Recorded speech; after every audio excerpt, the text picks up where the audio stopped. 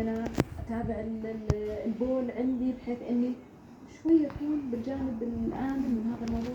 طيب هو الموضوع يعني نسبة وتناسب أو اعتدال. يعني الواحد خربها اليوم ممكن ثاني يوم يرجع لنظامه الغذائي العادي، ما حنقول إنه ياخذ مثلا حمية ديتوكس أو لا، يرجع لنظامه المعتدل العادي.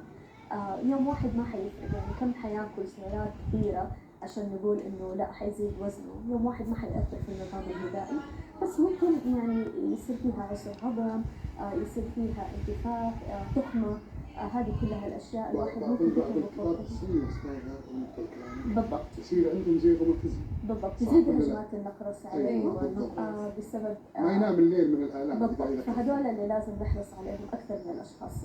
ما لها علاقة أستاذة أعتقد بزيادة الوزن، يمكن علاقة أكثر في الصحة. بالضبط، حتى أصح صدقيني أنا من الناس اللي الحمد لله إن شاء الله سألت طيبة لما آكل لحم 3-4 أيام ورا بعض أشعر بإني أنا عندي مشكلة كبيرة يعني. بالضبط. أنا أتكلم عن السؤال هذا مهم.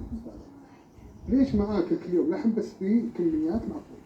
تمام. هو اللحم فيه دهون مشبعة. الدهون المشبعة يعني فيها كم من سؤال، هل هي مرتبطة بأمراض القلب؟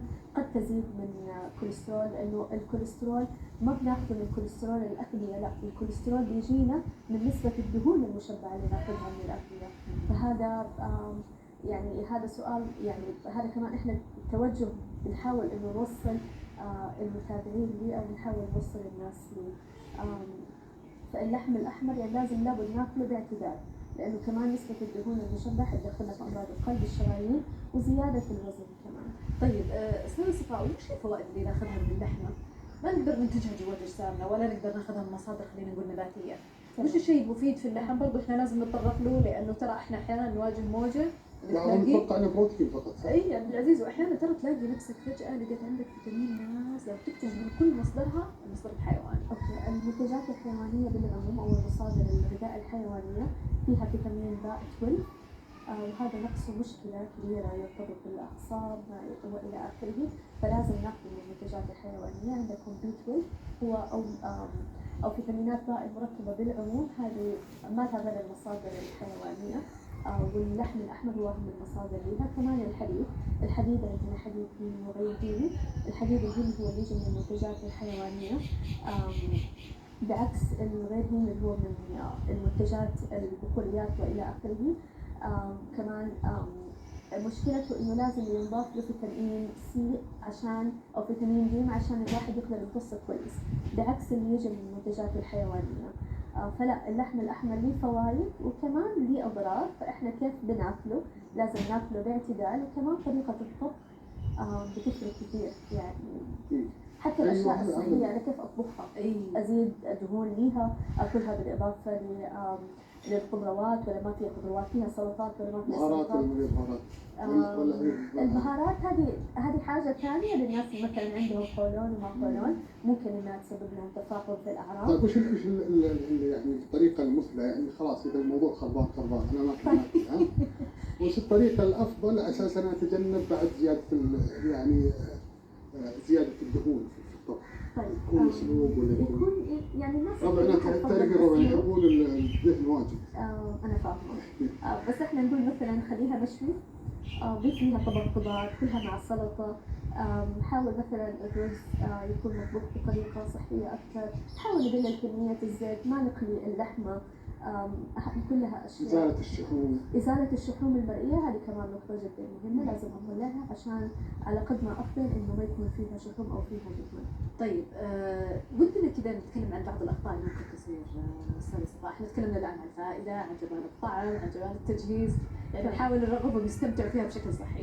وش الأخطاء اللي ممكن تحصل تبدأ تبين عليها الأمراض بعد فترة؟ يعني أنا سمعت مثلا أستاذ صفاء إنه سبحان الله بعد الفترة هذه تبدأ تطلع أعراض النقرس على الناس. بالضبط، صحيح المعلومة هذه؟ تزيد الهجمات عندهم للناس المصابين بالنقرس، تزيد الهجمات، تزيد آلام، يكون عنده استعداد أصلا. هو يكون مصاب بالنقرس أساسا. وكمان التخمة، الناس يعني بتحس إنه أنا أنت حرجع أكمل في النادي، أنا ماني قاعدة لا مو اليوم، بكرة أحس إن اليوم ما في مشكلة. أيوة. فهذه كلها من زيادة الأكل، مش اللحمة لحالها بس كميات الناس اللي تاكل كميات الأكل اللي بياكلوه زيادة عن حاجة الجسم أو زيادة عن تقبل أو الجسم اللي هو متعود عليه أساسا. طيب تفضل. لا. طيب الحين في موضة طلعت ولا تستغربون من السؤال، يعني في كثير من مقاطع السوشيال ميديا وصار في نوع من المباحات أو التحدي إنه في كثير من الناس صاروا ياكلون الكبدة والكلى مثلا من بالضبط. كانت موجودة في أشوفها من وأنا صغيرة أمانة. كانت موجودة يعني، وفي حتى ترى في الشام برضه بالضبط. مش عندنا فقط، لكن على مستوى الصحة كيف؟ هو الكبدة مصدر أساسي للحديد وفيتامين أ. ولكن الناس اللي بتاكلها نية حتكون فيها طفيليات وحتكون فيها بكتيريا وهذه حتؤدي لأمراض. تسوي صفاء هي أصلا من صفات الجسم فأكلها نية. بالضبط. يعني أنت بتاخذي على قولتك المصفات اللي تصفي الجسم من السموم وتاكليها. فلازم من طريقة طبخها طبخ جيد، يعني تطبخ ما حنقول إنه مثلا لا تكون نصف طبخة أو لا، لازم تكون مطبوخة جيد، وهذا ما حيأثر على الحديد اللي فيها. فلا احنا دائما يعني هذا سلوك خاطئ وسلوك ايوه لازم تكون مطبوخة جيدا عشان حكاية الطفيليات والبكتيريا اللي فيها. يعني أنا قاعدة بشوف الأطباء حاليا قاعدين بيذكروا هذا الموضوع إنه لا انتبهوا. هو الطهي دائما يعني سبيل لسبل السلام. كل ما طهيت الأكل كل ما كان أفضل. خاصة لكبار السن، للأطفال، للحوامل، الناس اللي عندهم المناعة شوية نازلة، هذول لا دائما نقول لهم اللحوم والبيض لازم يكونوا مطبوخين جيدا وما ينفع ياكلوها نص السوا. طيب شوفي استاذ صفاء صراحة الوقت هذا يعني أنا عبد العزيز اليوم بالأمانة بس متخيل اللحمة والبندة صح يا عبد العزيز، يعني عبد العزيز سكت أصلا ما عاد تكلم.